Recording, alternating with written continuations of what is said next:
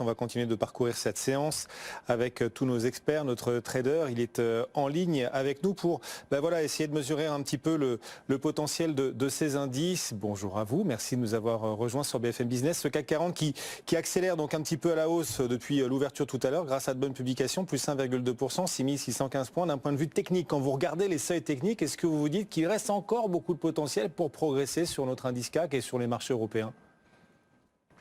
Oui, bonjour Guillaume. Tout à fait, on pense qu'il y a encore un petit peu de potentiel, au moins jusqu'aux 6700 points, avec toujours, bien sûr, cette possible épée de Damoclès au niveau des élections françaises, du second tour qui approche. Alors, vous le disiez sur votre antenne il y a quelques secondes, c'est vrai qu'au niveau de meilleurs taux au placement, nous on se concentre surtout, je dirais, en ce moment sur les actions défensives. Le cas de Danone a été justement évoqué.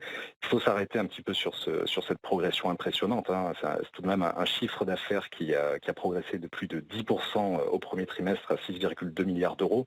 Pour nous, ça fait partie des valeurs absolument incontournables en ce moment au sein d'un portefeuille défensif bien diversifié.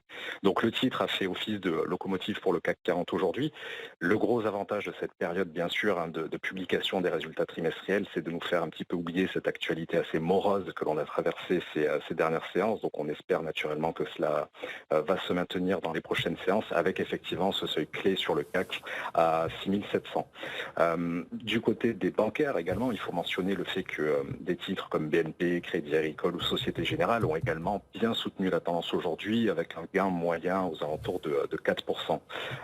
Ça permet également de mettre un petit peu en valeur le CAC 40 aujourd'hui par rapport à Wall Street qui subit de plein fouet les résultats décevants de Netflix avec cette perte de 200 000 abonnés au niveau mondial au premier trimestre et surtout cette perspective du fondateur du groupe qui évoque jusqu'à 2 millions d'abonnés en moins au deuxième trimestre 2022. Ce titre Netflix, en effet, recule. Oui. Vous avez raison, Dorian, d'un peu plus 35%, de 37% à l'instant, en effet, 216,22 $. Donc en termes de potentiel technique, on est au bout ou pas, à votre avis ?